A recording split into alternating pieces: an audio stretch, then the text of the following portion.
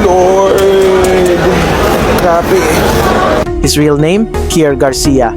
Hindi na nga kagandahan ang napaka-entitled daw na galunggong, napaka-attitude pa.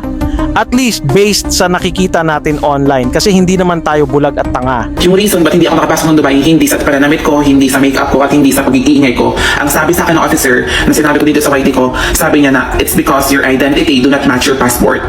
So, pag tinignan ako, may mukha akong babae, pero All this time, this guy or gay who goes by the meme named Fukarat na hindi naman comedian pero trying hard na maging comedian dahil obvious naman na ginagaya lang niya ang nagpasikat sa kanya na si Queen Dura Doon sa far away girl. has been lying.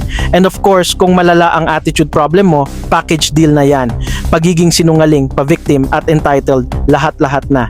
In short, Kier Garcia is your quintessential narcissist.